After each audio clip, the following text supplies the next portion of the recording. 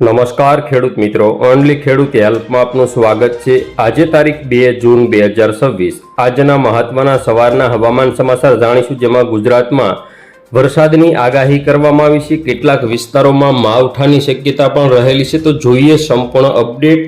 ચેનલમાં નવા હોય તો સબસ્ક્રાઇબ કરી લેજો। સૌથી પહેલા વાત કરીએ કે અત્યારે જૂન મહિનાની શરૂઆત થઈ ચૂકી છે। ચોમાસું ક્યાં પહોંચ્યું છે, પવનની ઝડપ કેવી રહેશે, વરસાદ ક્યારે પડશે, વાવણી લાયક વરસાદ ક્યારે થશે। અત્યારે હાલ જે ઉત્તરમાંથી જે વેસ્ટર્ન ડિસ્ટર્બન્સની જે અસર છે તે ઉત્તર ગુજરાતથી મધ્ય ગુજરાત અને સૌરાષ્ટ્રના કોઈ વિસ્તારો સુધી તેની થોડી ઘણી અસરો થઈ શકે છે। તો જોઈએ અત્યારની અપડેટ। તો ખાસ કરીને અત્યારના સમયગાળાની અંદર જે સૌરાષ્ટ્રના સુરેન્દ્રનગરથી ભાવનગરનો જે વિસ્તાર છે, મધ્ય ગુજરાતનો મોટાભાગનો વિસ્તાર, દક્ષિણ ગુજરાત, પૂર્વ ગુજરાતનો તમામ વિસ્તાર અને ઉત્તર ગુજરાતનો તમામ વિસ્તાર કે જેમાં વરસાદની શક્યતાઓ રાત્રે 2-3 દિવસ બીજી, ત્રીજી, ચોથી તારીખમાં જોવા મળશે। તો જોઈએ મહત્વની અપડેટ।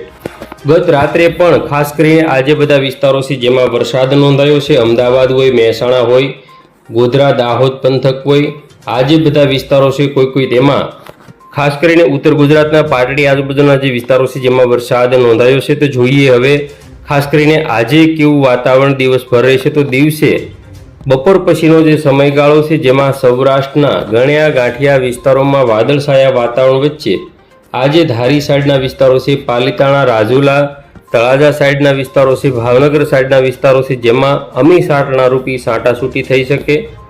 દક્ષિણ ગુજરાતની વાત કરીએ તો સુરત હોય, વાપી હોય, આ બધા વિસ્તારો છે જેમાં વરસાદની શક્યતાઓ માવઠારૂપી વરસાદની શક્યતાઓ ગણી શકાય।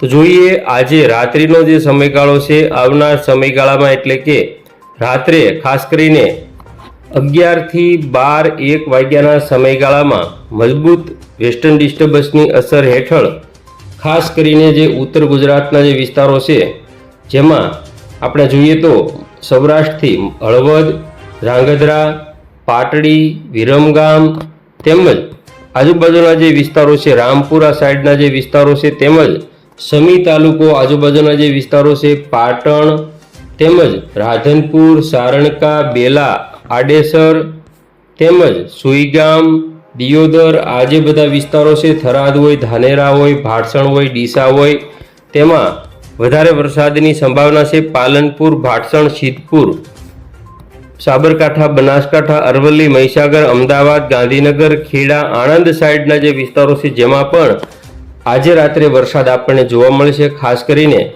જોઈએ 3 તારીખે વહેલી સવારે 3 વાગ્યાથી 4 વાગ્યાનો જે સમયગાળો છે જેમાં ખાસ કરીને મધ્ય ગુજરાતથી જે સિસ્ટમ આગળ વધી ભાવનગર જિલ્લો અને સુરેન્દ્રનગર જિલ્લો, બોટાદ જિલ્લો તેના કોઈ વિસ્તારોને અસર કરી શકે। ભરૂચ હોય, દહેજ હોય, રાજપીપળા હોય, વડોદરા હોય, ખંભાત હોય, નડિયાદ, ડાકોર, ગોધરા આજુબાજુ પણ અસર થઈ શકે। સુરત, ભરૂચ, વલસાડ સુધી એની અસર જોવા મળશે।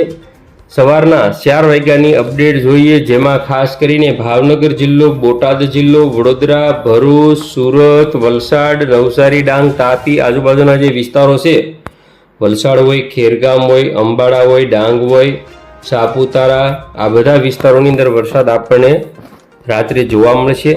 હવે જોઈએ આપણે 3 તારીખની રાત્રિની અપડેટ, જેમાં 3 તારીખે બપોર પછી પણ દક્ષિણ ગુજરાતમાં ક્યાંક છાંટાછૂટી જોવા મળશે। 3 અને 4 તારીખમાં વહેલી સવારની જે અપડેટ છે 3 તારીખે રાત્રે અને 4 તારીખે વહેલી સવારની અપડેટ, જેમાં ઉત્તર ગુજરાતના જે વિસ્તારો છે જેમાં મહેસાણા, ગાંધીનગર, અમદાવાદ, ગોધરા, દાહોદ, વડોદરા, આ મધ્ય ગુજરાતના વિસ્તારો તેમજ મહેસાણાથી ડીસા એટલે કે બનાસકાંઠા, સાબરકાંઠા, અરવલ્લી સાઈડના જે ઉત્તર ગુજરાતના જે તમામ વિસ્તારો છે કે જેની અંદર વરસાદ 3 દિવસ સુધી પડવાની શક્યતાઓ રહેલી છે। ખાસ કરીને છૂટો છવાયો વરસાદ, ક્યાંક ભારે વરસાદ તો ક્યાંક હળવો વરસાદ હોઈ શકે।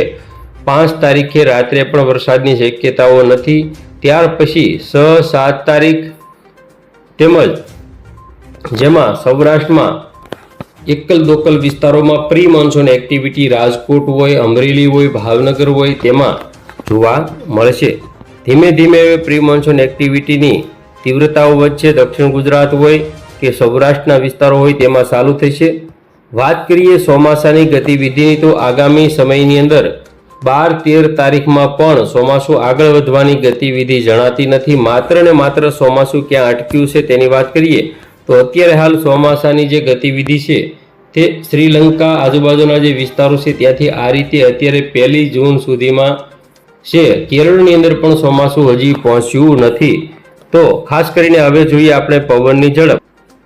તો આજે બપોર પછીનો જે સમયગાળો છે તે દરમિયાન પણ મહુવા હોય, રાજુલા હોય, કોડીનાર હોય, આ જે વિસ્તારો છે જેમાં 40 થી 42ની પવનની ઝડપ રહેશે. બાકીના વિસ્તારોમાં પવનની ઝડપમાં ઘટાડો થશે. વાત કરીએ તો આજે 5-6 વાગ્યાના સમયગાળા દરમિયાન જે પવનની ઝડપ છે તેમાં વધારો થશે, જેમાં વેરાવળથી મહુવા, ભાવનગર 42 થી 45ની પવનની ઝડપ રહેશે.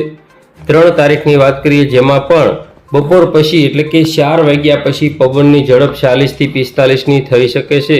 જે જોટાના પવનો છે ફરી વખત 4 તારીખ અને 5 તારીખથી પવનનું જોર વધશે, જેમાં 7, 8, 9 તારીખની અંદર મહત્તમ પવનની ઝડપ થશે, જેમાં કોઈ કોઈ વિસ્તારોમાં 60 થી 62ની પણ પવનની ઝડપ આ જે વિસ્તારો છે તેમાં જોવા મળશે. બાકી નોર્મલ 50 થી 55ની ઝડપે જોટાના પવનો આગામી 10 થી 12 તારીખમાં જોવા મળશે, જેમાં કચ્છના વિસ્તારો હોય, સૌરાષ્ટ્રના, દક્ષિણ ગુજરાતના વિસ્તારોમાં પણ 10 થી 13 તારીખમાં ભારે પવન ફૂંકાશે. 14, 15 અને 16 તારીખની અંદર વાવાઝોડા જેવો પવન ફૂંકાવાની પણ શક્યતાઓ રહેલી છે. તો આ રીતે ગુજરાતની અંદર અત્યારે હાલ વરસાદની સ્થિતિ આપણને જોવા મળશે. હવે આપણે વાત કરીએ ચોમાસાનું સાઠ કે કઈ રીતે આગળ વધી રહ્યું છે.